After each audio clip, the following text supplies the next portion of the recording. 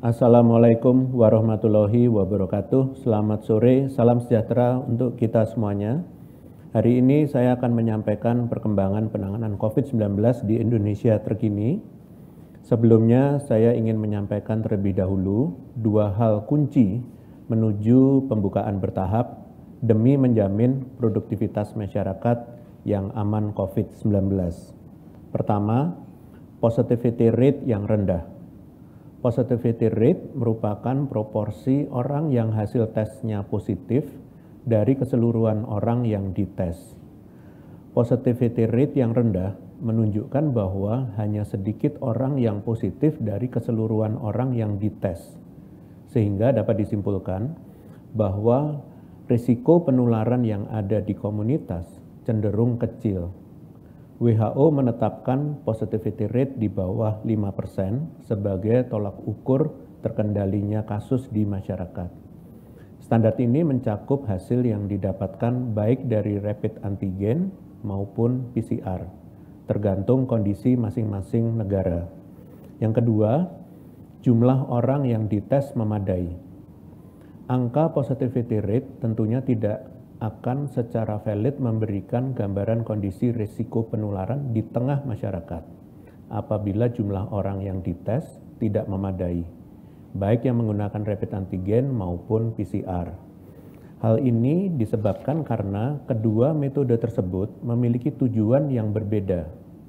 Ada testing dengan tujuan screening atau mengetahui sakit tidaknya seseorang terutama sebelum melakukan aktivitas yang berpotensi menulari orang lain seperti mobilitas atau kegiatan perkantoran. Alat screening seperti rapid antigen akan lebih menyasar kelompok masyarakat yang sehat dengan akurasi yang cenderung lebih rendah dibanding testing untuk tujuan peneguhan diagnosa. Sedangkan testing dengan tujuan peneguhan diagnosa seperti PCR memiliki akurasi yang lebih tinggi dan lebih banyak digunakan untuk memastikan positif tidaknya orang yang bergejala atau kontak erat. Sehingga angka positivity rate sangat dipengaruhi oleh kelompok masyarakat yang dites. Apapun metodenya, testing dengan tujuan peneguhan diagnosa saja dapat menghasilkan angka positivity rate yang lebih tinggi dibanding dengan screening karena memang menyasar orang-orang yang kemungkinan besar positif. Sebaliknya, positivity rate yang didapatkan dari hasil screening saja bisa jadi rendah, namun tidak memberikan gambaran yang valid sebab hasil dari orang yang kemungkinan besar positif justru tidak terhitung. Untuk itu, testing perlu dilakukan dengan jumlah yang memadai, baik untuk keperluan screening maupun peneguhan diagnosa, sebab keduanya berkontribusi atas validnya angka positivity rate. Dalam hal ini, WHO telah menetapkan target testing, yaitu 1.000 orang diperiksa per 1 juta penduduk. Selanjutnya, saya ingin menyampaikan data dan analisis terkini terkait testing dan positivity rate di Indonesia. Positivity rate mingguan per tanggal 20 Februari 2022 adalah 17,61%. Meningkat cukup tajam dari positivity rate mingguan pada akhir Januari lalu yang hanya berada pada kisaran 1%. Sebelum akhirnya meningkat, kita pernah berhasil mempertahankan positivity rate di bawah standar WHO, yaitu kurang dari 5%. Selama 135 hari berturut-turut sejak tanggal 17 September 2021 hingga 29 Januari 2022. Bahkan, kita pernah mencapai positivity rate mingguan terendah, yaitu 0,09% pada tanggal 12 Desember lalu. Meskipun saat ini positivity rate mingguan sudah mengalami peningkatan, kenaikan yang terjadi masih lebih rendah dibanding pada masa gelombang Delta. Apabila saat ini positivity rate mingguan adalah 17,61%, di masa gelombang Delta, positivity rate dapat bertahan di atas 20% dalam 5 minggu berturut-turut. Bahkan di masa gelombang Delta, kita juga pernah mencapai positivity rate mingguan tertinggi hingga 30,24% pada tanggal 18 Juli 2021. Sedangkan apabila dilihat dari jumlah orang yang dites per 20 Februari 2022, terdapat lebih dari 2 juta orang yang dites dalam 1 minggunya. Angka ini fluktuatif dalam 5 minggu terakhir, namun jumlah orang yang dites selalu bertahan di atas 1 juta orang tiap minggunya. Angka testing saat ini merupakan capaian yang baik, sebab sudah jauh lebih tinggi dibanding jumlah orang dites pada masa gelombang Delta yang hanya berkisar 1 juta orang dites dalam 1 minggu. Terlebih pula, Indonesia juga sudah mencapai target testing WHO, yaitu 1.000 orang dites per 1 juta penduduk sejak Januari 2022. Lebih jauh lagi, tes yang saat ini banyak dilakukan masih didominasi untuk tujuan screening. Terlihat dari tingginya proporsi antigen dibanding PCR. Sedangkan di masa gelombang Delta, proporsi testing cenderung berimbang. Hal ini dapat disebabkan karena varian Omicron cenderung memunculkan gejala yang lebih ringan, bahkan tanpa gejala. Sebaliknya, varian Delta cenderung memunculkan gejala yang lebih nyata dibanding Omicron. Akibatnya, di masa Delta, proporsi PCR sebagai alat peneguhan diagnosa lebih banyak. Karena orang yang bergejala sedang hingga berat pun cenderung lebih banyak. Sementara di masa Omicron, orang cenderung bergejala ringan bahkan tanpa gejala dan masih tetap beraktivitas normal. Pada konferensi pers beberapa waktu lalu, saya juga sempat menyampaikan bahwa mobilitas nasional saat ini setara bahkan lebih tinggi dibanding gelombang Delta. Sehingga saat ini lebih banyak orang yang dites untuk tujuan screening. Terlihat dari proporsi rapid antigen yang lebih tinggi. Sebagai kesimpulan, berkaca pada data yang demikian, kita perlu untuk tetap waspada, mengingat tren kenaikan positivity rate mingguan masih belum menunjukkan tanda-tanda penurunan. Hal ini menunjukkan masih tingginya potensi penularan di tengah masyarakat. Terlebih pula, hal ini terjadi di tengah kondisi capaian testing rapid antigen yang lebih besar. Artinya, banyak pula orang yang didapati positif melalui proses screening seperti syarat perjalanan dan aktivitas lainnya. Terlebih lagi, tingginya angka positivity rate di tengah tingginya mobilitas ini menunjukkan kesadaran protokol kesehatan masyarakat yang masih belum cukup baik. Orang-orang yang beraktivitas dan melakukan perjalanan ternyata masih banyak yang tertular. Meskipun pada akhirnya orang-orang yang tertular dapat teridentifikasi positif berkat screening yang dilakukan. Kita justru seharusnya mencegah penularan untuk tidak terjadi sama sekali sejak awal.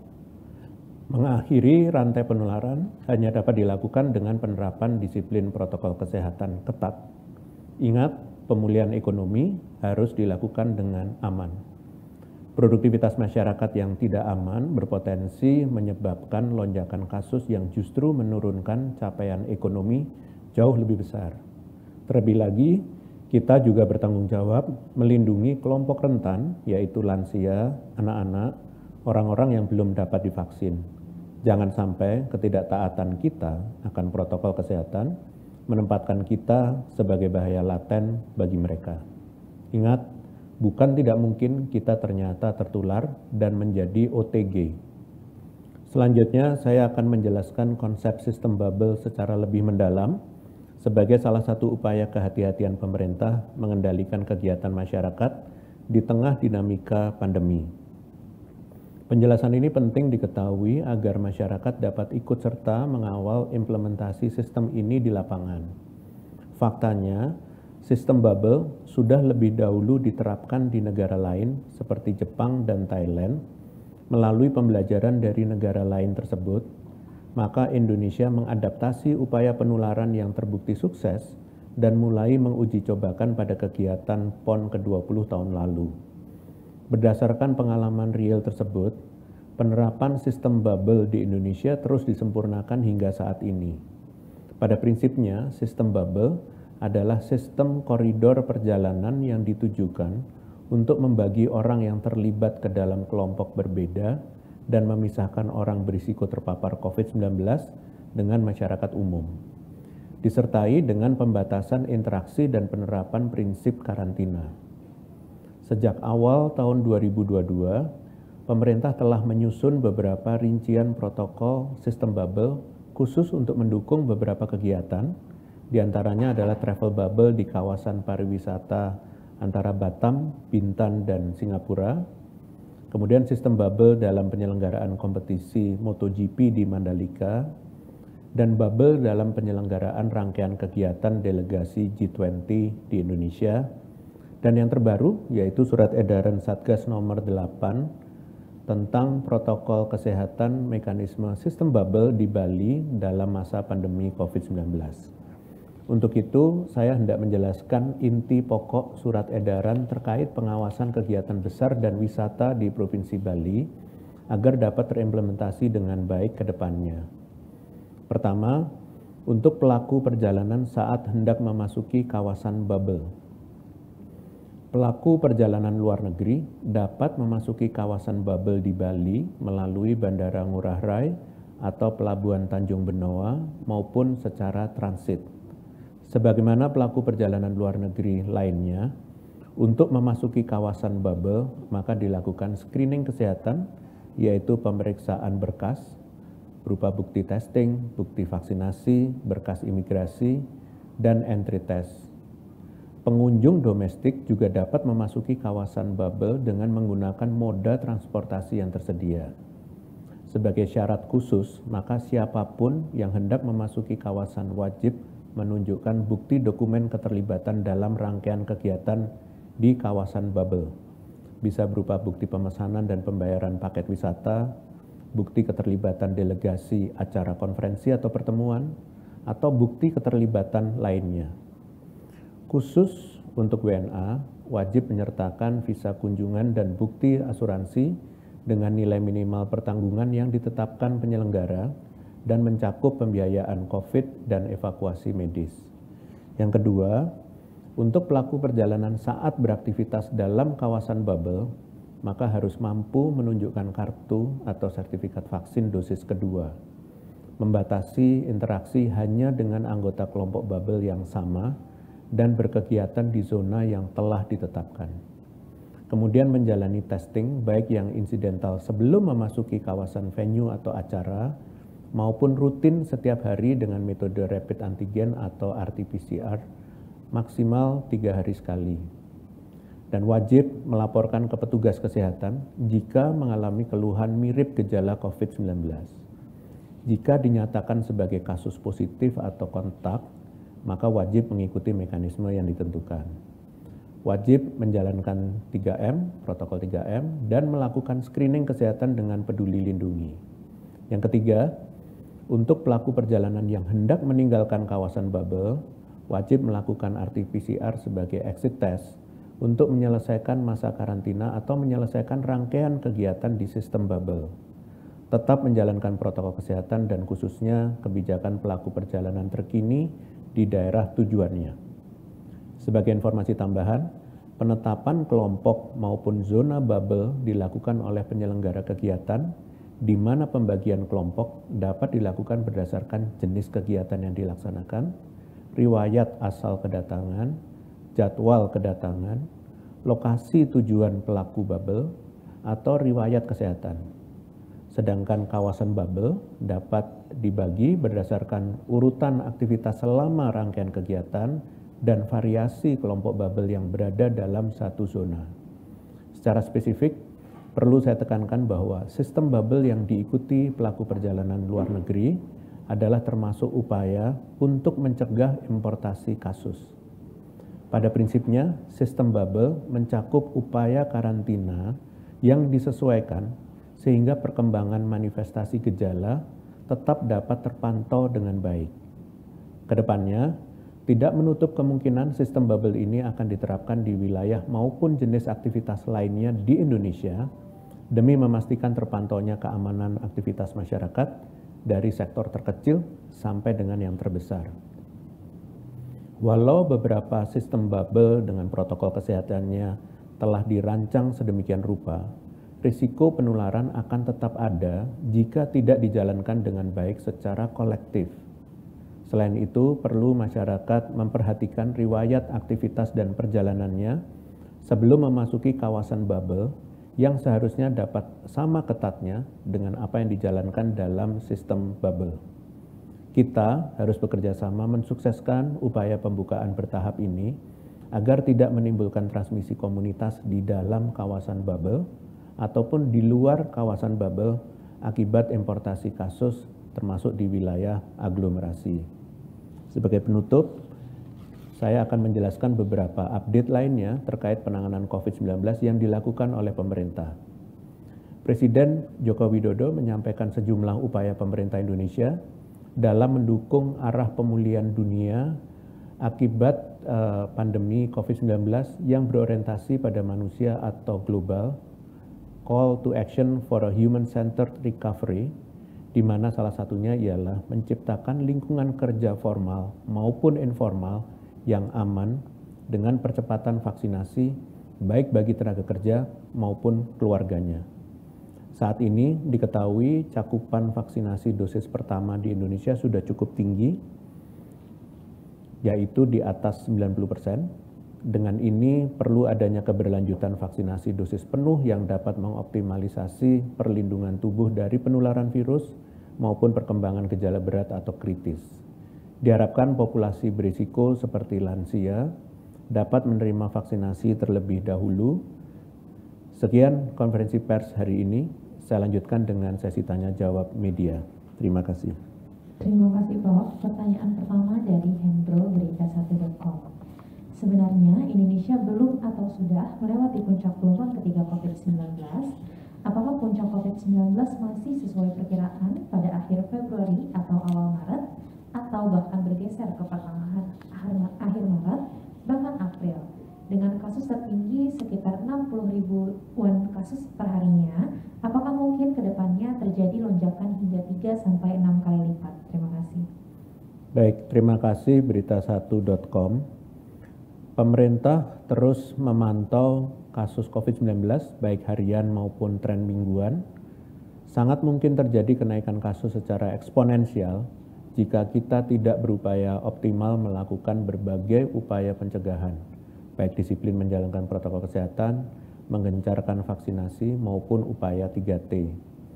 Per minggu ini, kepatuhan protokol kesehatan secara nasional baik memakai masker maupun menjaga jarak yaitu di kisaran 90%. Cakupan vaksinasi dosis pertama sudah mencapai 90% dan vaksin kedua lebih dari 60%. Serta angka testing yang sudah mencapai lebih dari 800% dari total target per populasi. Walau sudah cukup dan baik di masa penularan yang tinggi, upaya pencegahan harus terus ditingkatkan dan untuk merealisasikan ini semua perlu dilakukan kerjasama, yaitu kepatuhan protokol kesehatan secara kolektif. Terpenuhinya cakupan dosis vaksin kedua pada seluruh target vaksinasi yang ditetapkan Kementerian Kesehatan. Dan terus konsisten melakukan testing yang tinggi, bahkan melampaui jumlah populasi target, khususnya saat terjadi tren kenaikan kasus. Terima kasih. Terima kasih Prof. Pertanyaan kedua dari John Emon, Wall Street Journal. Terdapat penelitian dari pemerintah yang menunjukkan bahwa 86,6% orang Indonesia sudah mendapatkan antibodi COVID-19 pada bulan November sampai Desember tahun kemarin, karena mereka sudah terinfeksi sebelumnya atau sudah divaksin. Apakah menurut pemerintah terjadinya hybrid immunity adalah alasan tidak begitu banyak orang Indonesia meninggal karena COVID-19 di gelombang saat ini? Terima kasih. Baik, terima kasih Wall Street Journal.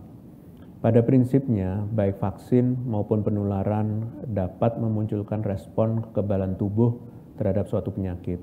Bedanya, vaksin dapat memunculkan respons kekebalan ini tanpa harus menimbulkan sakit. Sedangkan orang yang tertular COVID di samping sama-sama mendapatkan respon kekebalan, namun ada risiko muncul gejala bahkan kematian. Baik kekebalan yang ditimbulkan akibat vaksin dan tertular sama-sama dapat melindungi dari risiko penularan di kemudian hari. Efektivitas vaksin dalam mencegah keparahan gejala perawatan di rumah sakit, dan kematian sudah banyak dipublikasikan. Pun dengan lama perlindungan yang ditimbulkan vaksin juga telah dipelajari lebih lanjut. Sementara peran kekebalan yang ditimbulkan pasca tertular, meskipun sama-sama melindungi, masih belum banyak dipelajari dan dipublikasikan secara detail seberapa besar penurunan risiko terhadap keparahan gejala, perawatan rumah sakit, bahkan kematian. Pun dengan lama perlindungan yang terbentuk. Di sisi lain, beberapa publikasi menyebutkan Omikron juga cenderung menimbulkan gejala yang lebih ringan dibanding varian lainnya. Sehingga hubungan antara angka kematian pun perlu dipelajari lebih lanjut keterkaitannya antara vaksin dan varian yang beredar.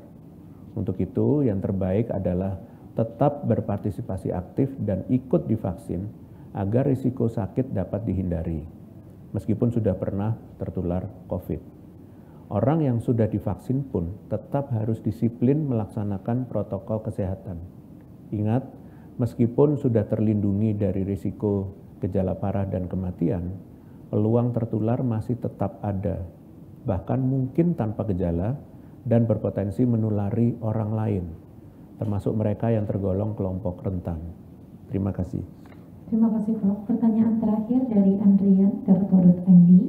Apakah benar pemerintah akan mewacanakan vaksin booster keempat sementara target vaksin pertama belum tercapai dan target vaksin booster ketiga masih rendah? Apa pertimbangan dan apakah Satgas akan mendukung pelaksanaan kegiatan tersebut? Terima kasih. Terima kasih Tirto.id. Prinsipnya vaksinasi pertama dan kedua membuat orang yang belum terlindungi menjadi terlindungi, serta mempertahankan perlindungan pada orang yang sudah divaksin sebelumnya agar tetap terlindungi dengan vaksin booster. Tentunya program vaksinasi akan lebih berfokus menjangkau sasaran yang belum divaksinasi. Di satu sisi, pemerintah tetap memperhatikan orang-orang yang telah divaksin agar semakin terlindungi.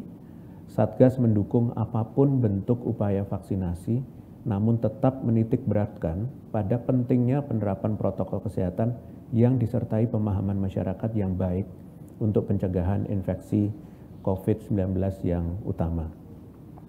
Baik, terima kasih. Dengan demikian berakhir konferensi pers pada sore hari ini. Terima kasih atas perhatiannya. Wassalamualaikum warahmatullahi wabarakatuh.